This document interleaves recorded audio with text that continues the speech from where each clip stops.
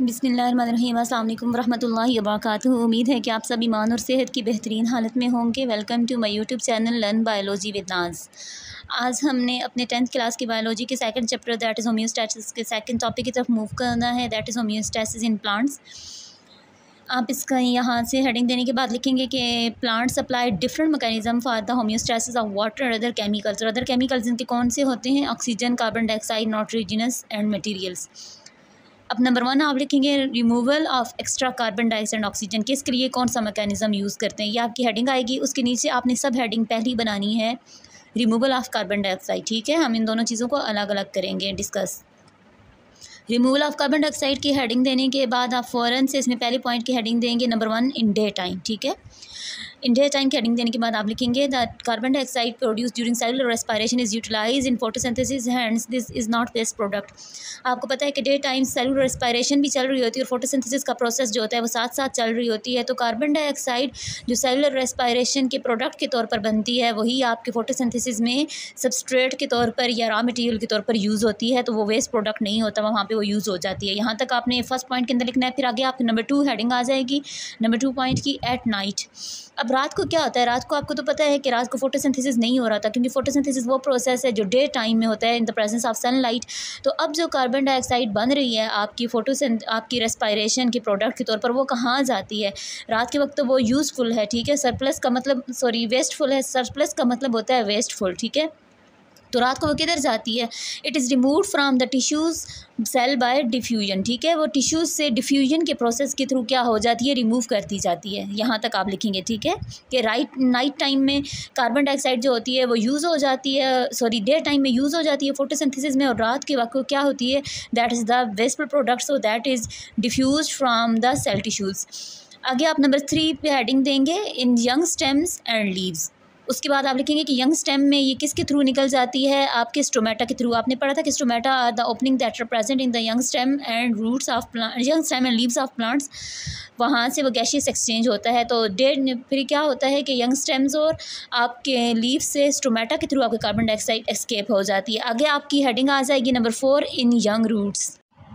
तो आप लिखेंगे in young roots carbon dioxide diffuse through the general root surface specially through the root hair. कि ये क्या करती है कि आपकी रूट हेयर से डिफ्यूज़ करती है सॉइल में और वहाँ से वो बाहर आ जाती है। ठीक है, इन द एटमॉस्फेयर। यहाँ तक आपकी कार्बन डाइऑक्साइड का मैकेनिज़्म रिमूवल क्या होता है, मुकम्मल हो जाता है। आगे आपका mechanism of removal of oxygen, ये आपकी सेकंड मेन हेडिंग आएगी, मेन सब हेडिंग आएगी। ठीक है, उसके अंदर आप लिखेंगे कि oxygen is produce in mesophyll cell only during day time. Mesophyll cell के अंदर क्यों प्रोड्यूस होती है? क्योंकि वहाँ पे आपका क्लोरोफिल होता है, क्लोरोप्लास्ट होता है, और क्लोरोफिल के अंदर जो है क्या होता है? क्लोरोफिल आपका ग्रीन कलर का पिगमेंट है, क्लोरोप्लास्ट ऑर्गेनेली के अंदर मौजूद है, और उसी ग्रीन पिगमेंट में आपके क्या होता है? फोटोसिंथेसिस हो रही होती है, और फोटोसिंथेसिस का प्रोडक्ट जो होता है, बाय प्रोडक्ट जो है वो ऑक्सीजन है। ठीक है, तो वो डे टाइम में कहाँ पे प्रोड्यूस हो रही है? मीज़ोफिल सेल में एज अ बाय प्रोडक्ट।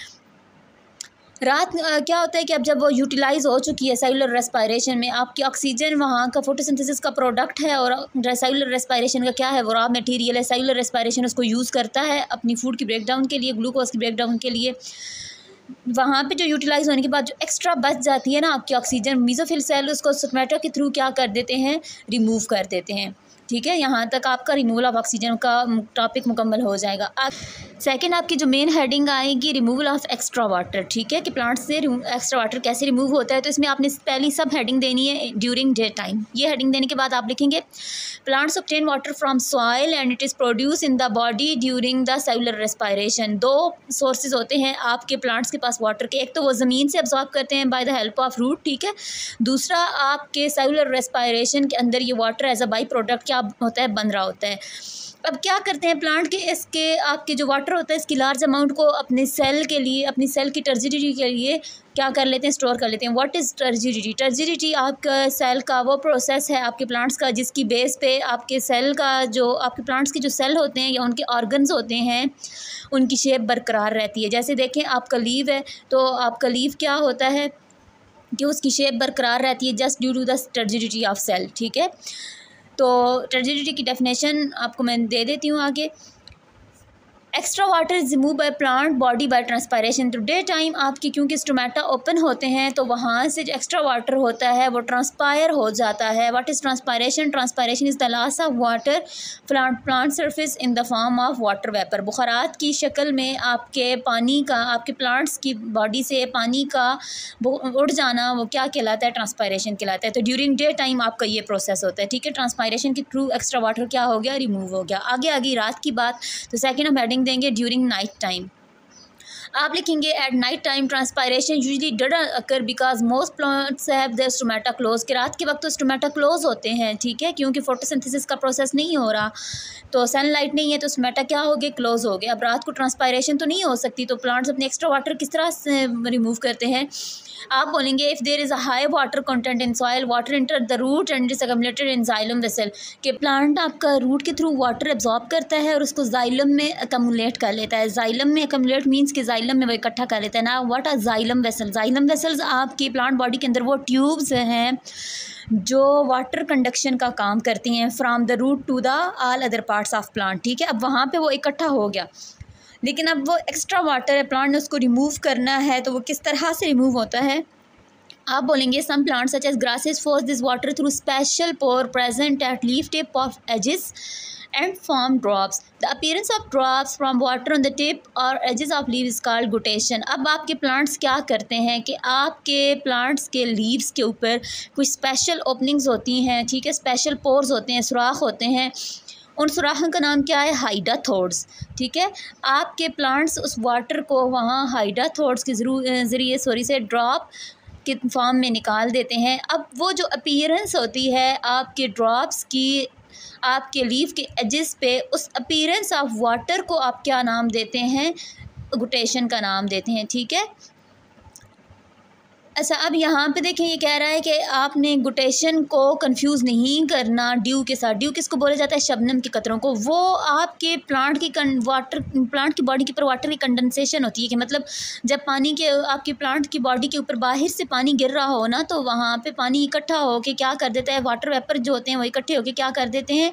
वो ड्रॉप की फॉर्म में आपके प्लांट की बॉडी के ऊपर अपीयर होते हैं शबनम की कतरों की शक्ल में। गुटेशन अलग चीज़ है। जो आपके शबनम के कतरे हैं ना, वो पूरे प्लांट लीफ के ऊपर आपको नज़र आएंगे, ये पूरी प्लांट बॉडी के ऊपर नज़र आएंगे, लेकिन जो गुटेशन है वो स्पेशल हाइडाथोड्स के थ्रू ही आपको नज़र आते हैं, वो वहाँ सिर्फ हाइडाथोड्स पे बनते हैं। यहाँ पे आपको डेफिनेशन दी गई गुटेशन की और हाइडाथोड्स की, और साथ ही आपको डायग्राम दिखाई गई है हाइडाथोड्स की कि कहाँ पे प्रेजेंट होते हैं। उसके साथ ही आपका मेरा बेटा ये टेस्ट है, ठीक है, इसमें आपने इन तमाम क्वेश्चंस के आंसर्स करने हैं। टोटल मार्क्स आपके 8 हैं, ईच क्वेश्चन कैरी 2 मार्क्स। अपना टेस्ट खुद लीजिए, ठीक है। आई होप कि आपको आज का टॉपिक समझ आ गया होगा। कल इंशाल्लाह मिलते हैं नेक्स्ट टॉपिक के साथ। तब तक अपने चाहने वालों का बहुत ख्याल रखिएगा, और अब मेरे इस चैनल लर्न विद नाज को अपने दोस्तों के साथ ज़रूर शेयर कीजिएगा। अल्लाह हाफिज़।